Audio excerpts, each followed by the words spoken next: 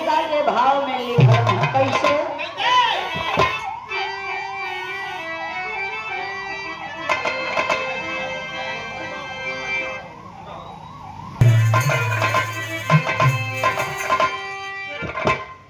कहना है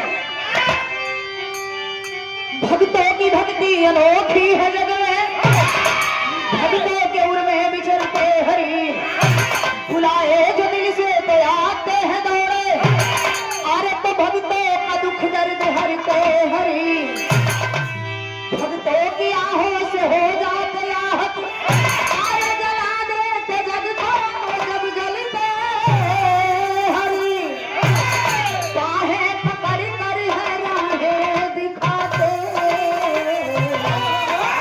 भक्तों का हर काम करते हैं।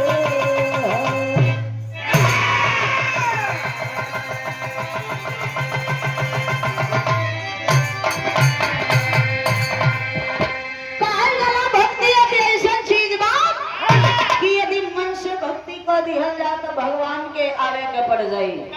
विरहा में कभी ये संकेत कैलन यहाँ गजल के टुकड़ा में काहे के बा ऐसे।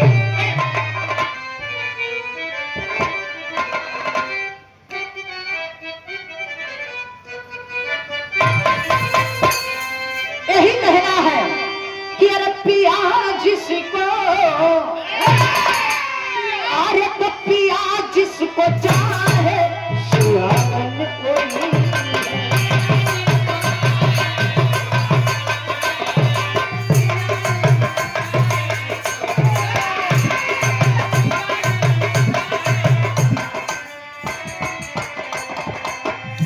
अरे तो पिया जिसको चाहे सुहागन कोई है,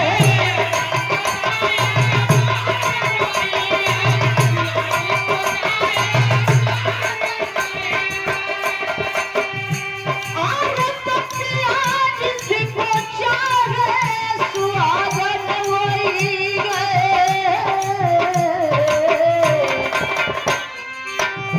अरे तो जले जो कहाँ जले जो, अरे तो जले जो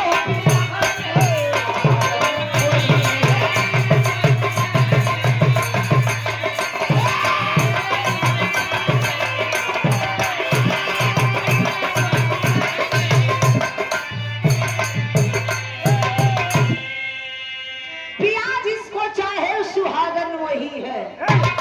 पिया का मतलब एक मत लोग समझिया, ये समय ऐसे पिया और कुछ लोग मत समझिए, ये लिए जानत हुआ है सब पिया आजकल का पिया पटावल बड़ा आसान हो गई है। व्यास जी आजकल का पिया पटावल बड़ा आसान हो गई है, कुछ रॉन्ग नंबर से तो कुछ इंस्टाग्राम से तो कुछ फेसबुक से,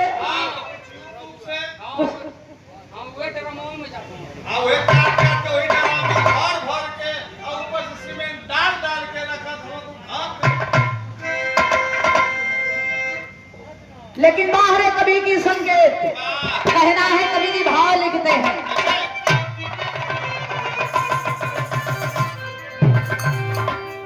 आहे बाबा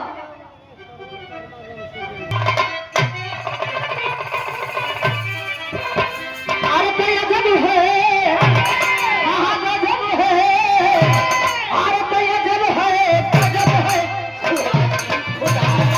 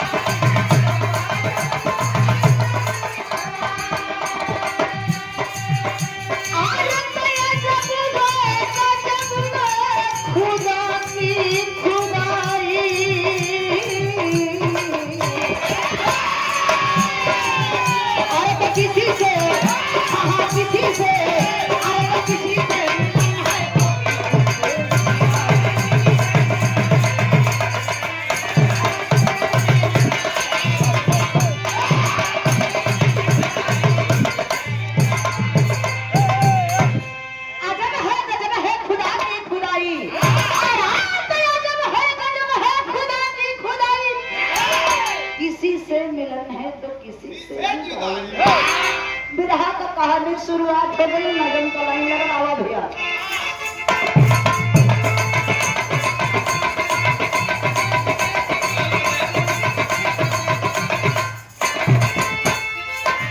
कहना है उस समय की बात बताया गया। कवि जी संकेत मने भुजंग जब हिमालय ऊपर आए हैं, मने भुजंग जब हिमालय ऊपर आए हैं, भटवर में जाकर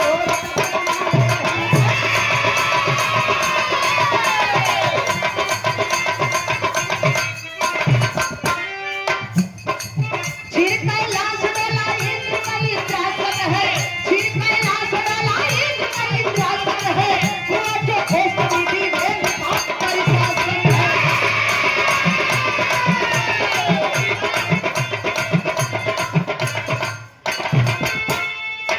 बना के योजना तक उर्वशी है आई है, रूप की माधुर्य अपनी छटा दिखलाई है। आगे उसकी उल्टी सारी छाई हुई, आगे उसकी उल्टी सारी छाई हुई,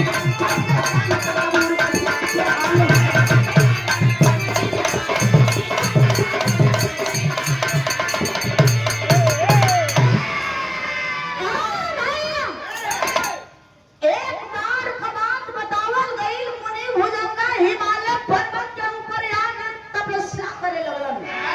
इतना घनघोर तपस्या कैलन कि उनके तपस्या से इंद्र महाराज का इंद्रासन डगमग हो गई।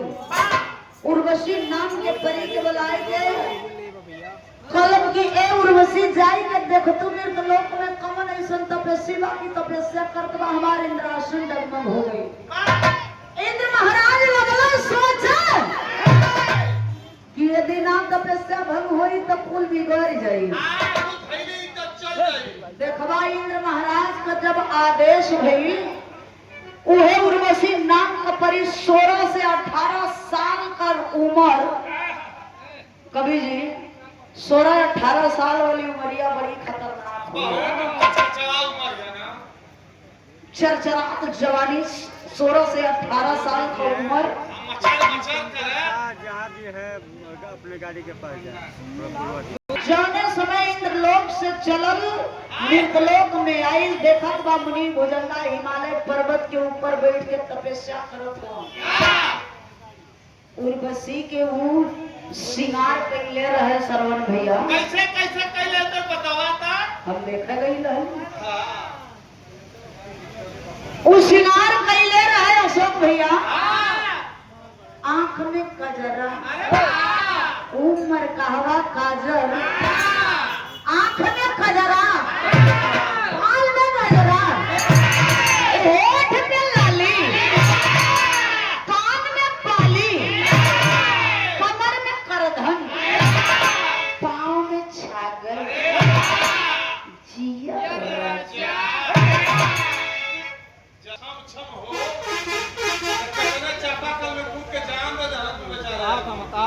दूरबीन लगाई के देखत रहा। आखिरत में सरहो सिंगार बत्तीसो बिरन कई के वही मुनि भुजंगा जी के यारी पासे धई के भोरी आवती हो। लेकिन मुनि भुजंगा को तपस्या भंग नहीं खे हो। हार मान के भैया तेजू हो सुना व्यास जी। कैसे व्यास जी देखा ए महाराज आपका ध्यान किधर है? बंद गया।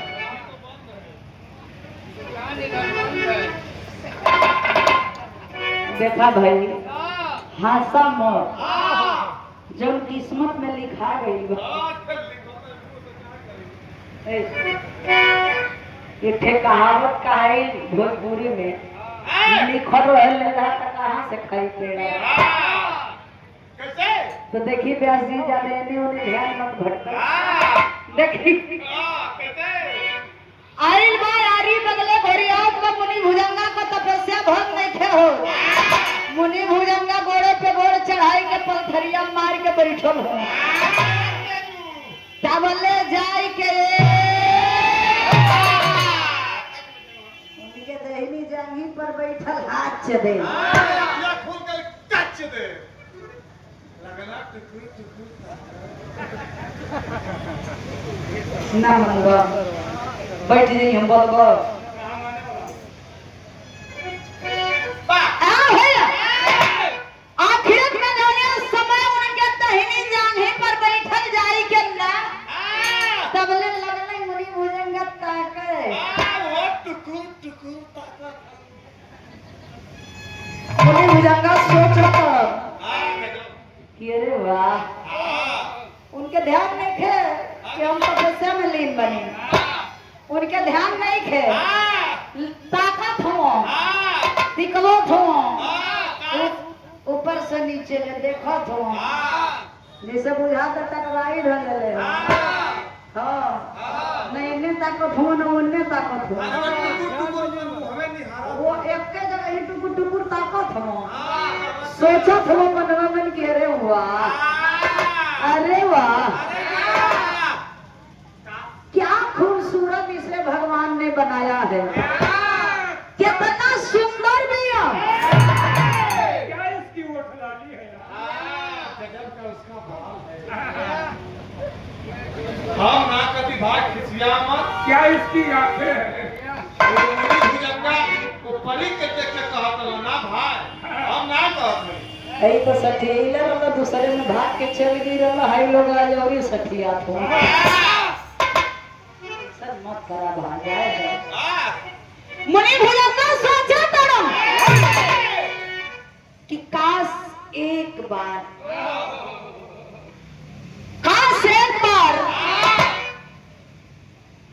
लइकैया से जवानी आ गई जवानिया बीत गई अब तब बुढ़ौती आ गई घर माल हम ना देखली हम ना सुना सीमा हम ना उन भुजंगा कहता ना तो उर्वशी नारी के हम क्यों के दुकान साफ साफ बोला सुना है बुढ़ौती का शरीर बा हम ऐसा पाप ना कमाए ऐसा फुहड़ भी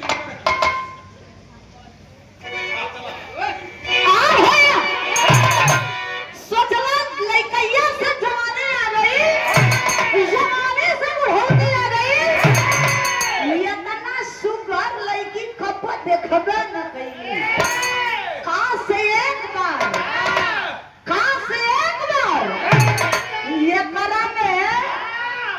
ये करा से हो जाएगी हमारा बुढ़ौती तो हमारी नहीं लगो तो इनके बहने भर खेदे के भरी भैया सोचे भवन कहां से एक बार हमारे अगर मुलाकात हो जाई एक बार यदि मुलाकात हो जाई बुढ़ौती धन्य हो जाएगी कब जवानी चढ़ जाए हाँ बुढ़ौती तो उनका धान तर हो जाए खूब लेकिन तनिका देर के बाद याद आई कि अरे हम तब यहाँ तपस्या में लीन रही तपस्या कर दली हमार पूरा तपस्या में भवन हो गई तब तक भी हमें थे गीत लग गई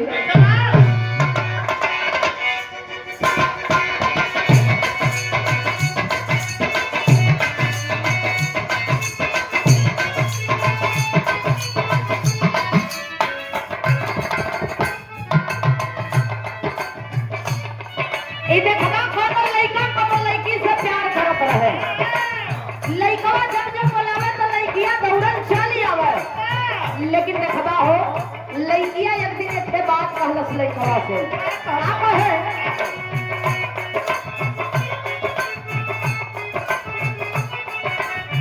ये कहे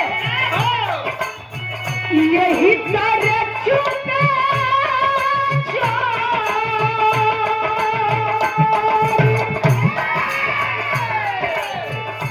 यही तारे चुपे जोड़ी यही तारे चुपे जोड़ी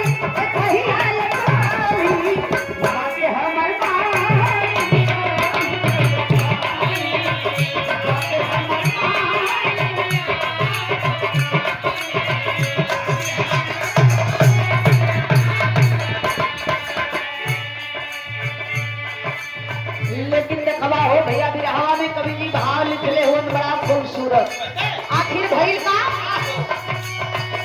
सकल भुजंगा जब सुंदरी की ओरी, सकल भुजंगा जब सुंदरी की ओरी, पहले शराब बन गई घोरी।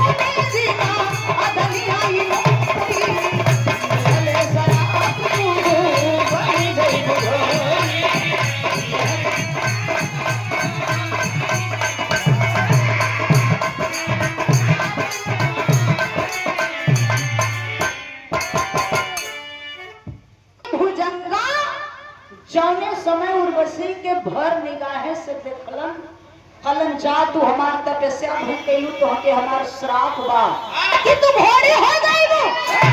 अरे बाप रे बाप जौने समय इतना बात उर्वशी सुनलस ना लगन थर थर कांपे, आंख में आंसू भरा गई। कलश मुनि जी इतना घोर अपराध हमरा पे मत करी, अपन श्राप आप वापस ले लेंगी। कल नहीं जो मेरे मुख से श्राप निकल गया वापस नहीं होगा। आखिरत में ए बाबू भैर का अब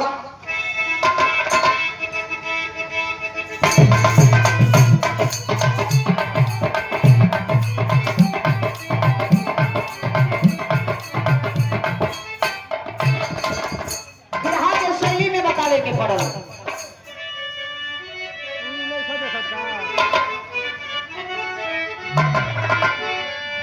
अरे विधनवा विधि के तारे नाटरी, ए बाबू विधनवा विधि के तारे,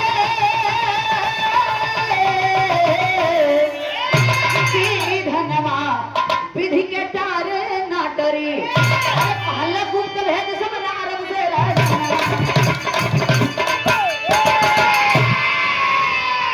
मुनि जी कहलन जौन हम श्राप दे दहली तो वापस ना होई। कले की मुनि जी बताई श्राप कैसे वापस हुई।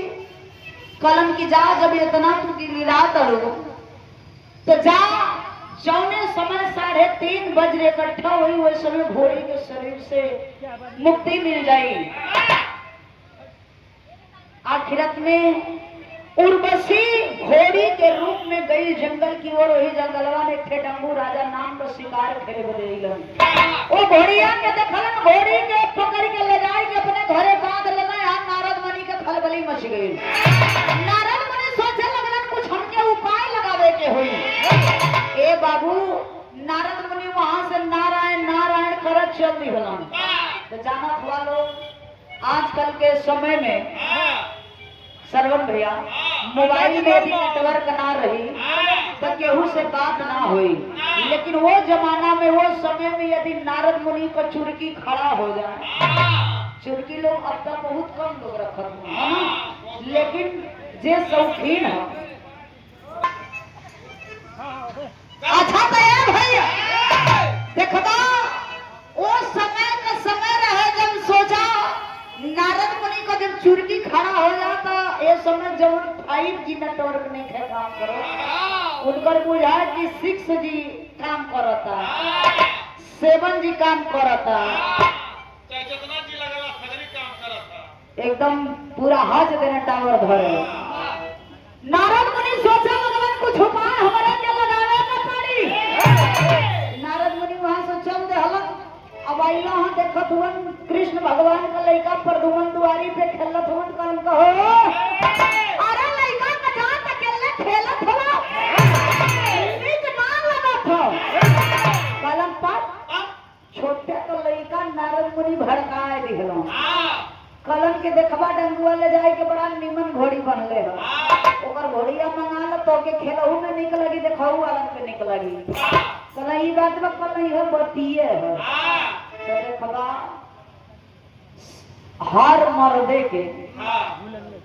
हर मर्दे के आपन लड़का बड़ा निक लागे अब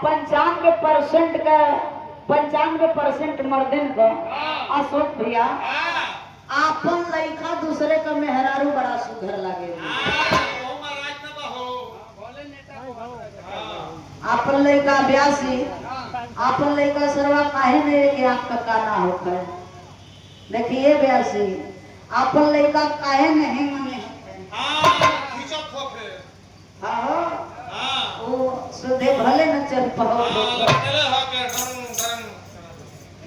तो आपन लड़का जब आदमी देखी ना तो कही कि वाह बेटा वाह हमार बेटा ना हो कुल मर्दन का बात नहीं लेकिन 195% मर्द ऐसा हो मेहरारू के सामने तो बड़ा दिखावा करी हो कि मेहरारू के सिवा हम दूसरे के ताकी लाना लेकिन जानत हुआ यदि संगी साथी में रही हम तो उनकर मन जरूर फिसल जाएगी आपन मेहरारू भले ऐश्वर्या राय रही अभी जी आपन मेहरारू भले ऐश्वर्या राय रही वो भले न काहे 1 किलो लिपस्टिक धई के पोतले रही तो मेहरारू ना निकलगी दूसरे का मेहरारू कितनो करिया रही यदि समझ ला कि हिहां ले घूंघट ह सुधे ओठ नहीं खेलो को यदि निचले ओठ लौकता तो मर सची आए है कासे बात दी कासे बात देख दे के बना नहीं कर रहा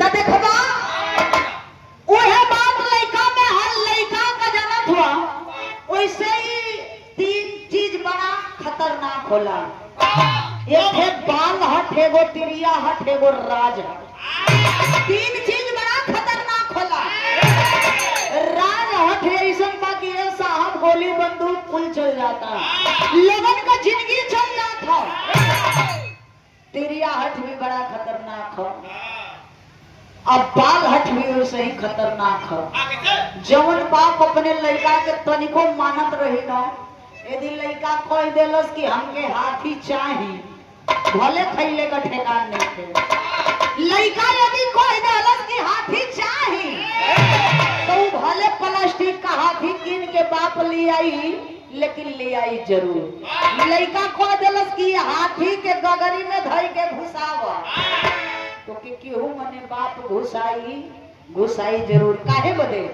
ई बाल हट लड़का के खुश करे बदे बारे ई दुनिया काहे का बा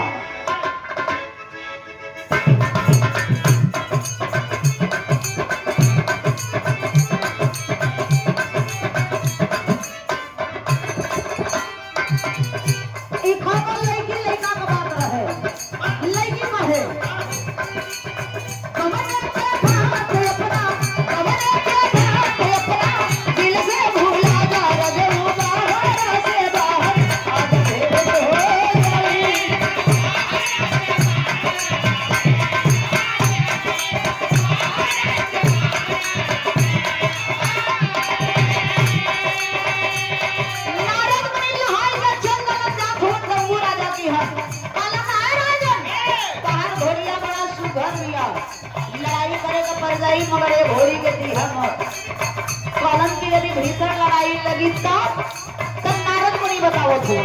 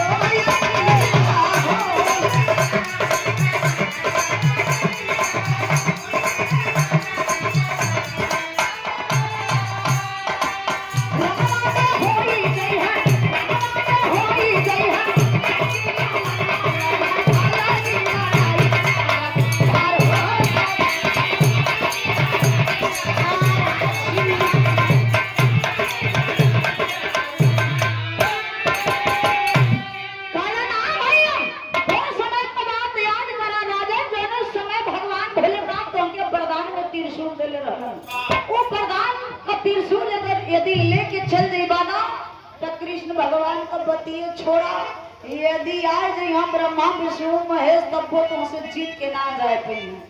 कलन ई बात बा, कलन की हाँ एक बार अंदाज के तो देखा ए बाबू वह त्रिशूल लेके चलना है लड़ाई के मैदान में, बिरहा का आखिरी गीत लग गए।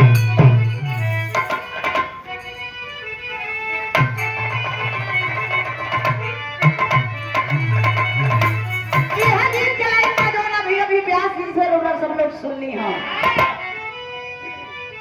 रामदेव गुरु अपनी जवानी के आलम में गावे, हम तो उसे देखले सुनने रहली, लेकिन लोग कहे कि जब अपनी जवानी के आलम में गावे ना तो सुतवैया लोग उठ के चौंक के बैठ जाए। कैसे भैया?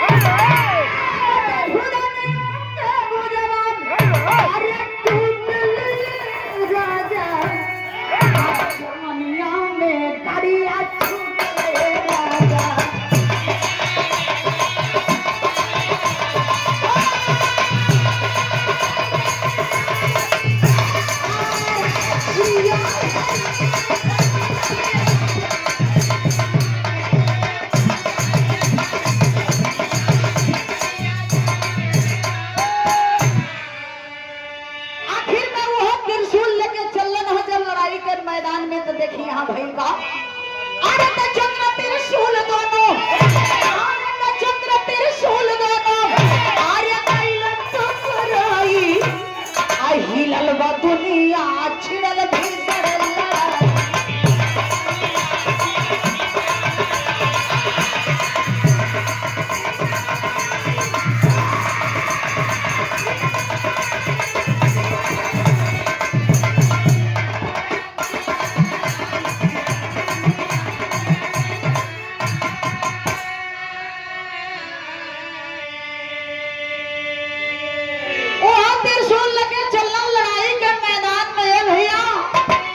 देवतन का भीड़ लग गई, सब देवता इकट्ठा हो गए। लोग सोचने लगलन कि आखिर में इतना भीषण लड़ाई हुई तो ये दुनिया बची कैसे।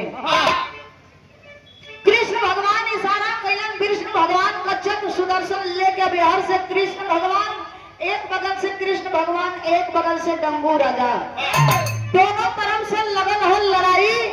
जब जोने समय लड़ाई लगन न कभी जी, एक तरफ से विष्णु भगवान का चक्र सुदर्शन, एक तरफ से भोले नाथ का त्रिशूल, दोनों तरफ से जब अस्त्र शस्त्र का लड़ाई भइले बाबू, आसमान में जाके जोने समय टकराइल, बुझाइल कि तीनों लोक में से कोई लोक नहीं बची। सब देवता सोचे लगलन अब तक प्रलय हो जाई। ए बाबू अंजनी माता हनुमान जी के बुलाए के कलिन की, अरे बेटा चला जाओ इस लड़ाई को रोक लो, अन्यथा तेरे सिवा कोई नहीं जो इस लड़ाई को रोक सके। हनुमान जी हथवा जोड़ के लगलन गनगन गनगन कांपे, कलम्मा मेरे बस की बात नहीं है। कलिता तो देखा वही लड़ाई के मैदान में भीम बली जी के बुलावल गई। जब भीम बली जी लड़ाई के मैदान में अलन तो वह हनुमान जी जाए कि वह चक्र और त्रिशूल धीरे धीरे नीचे उतरलन। अब प्रमाण मिलल कि भीम बली जी के धरती पर सुता दिहल गई। जब चक्र और त्रिशूल लेकर के उतरलन हनुमान जी, ये बाबू वही भीम बली के शरीर पे तक खड़ी का अंदाज लग गई।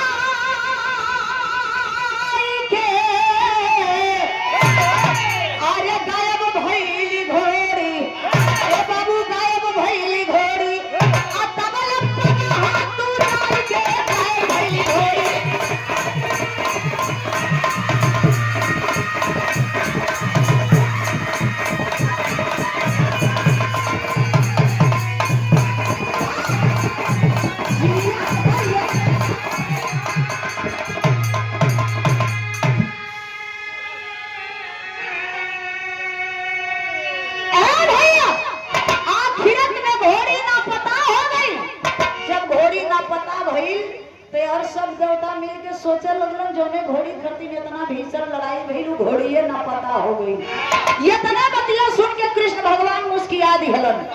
अब उनके हंसले का कारण सब लोग पूछे लगल। का पूछत हलो कि जौनी घोड़ी खातिर इतना भइली झमेल हो आ केहू के समझ में ना आइली खेल।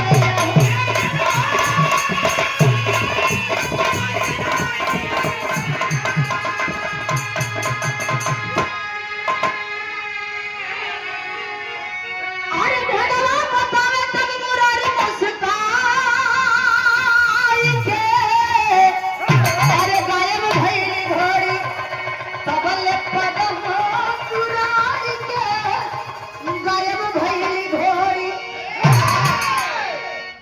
कृष्णा भगवान हंसले का कारण बतावत हुआ वो कोई घोड़ी नहीं बल्कि उर्वशी नाम की परी थी। मुनि भुजंगा का श्राप रहा जब 3:30 बजे इकट्ठा हुई तो घोड़ी के शरीर से मुक्ति मिल जाई। लोग पूछत हो 3:30 बजरवा भइल का। कृष्णा भगवान बतावत हो एक तरफ देखा जौने तरफ भगवान भोलेनाथ का त्रिशूल हो, त्रिशूल पूरा वज्र हो। कलम दूसर का जो विष्णु भगवान का चक्र सुदर्शन हो पूरा वज्र हो।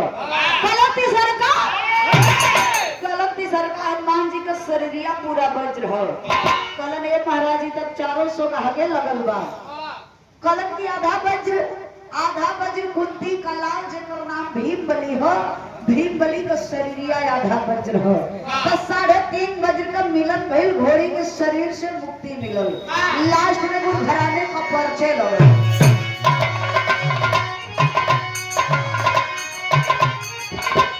गुरु बिहारी गुरु गणेश गुरु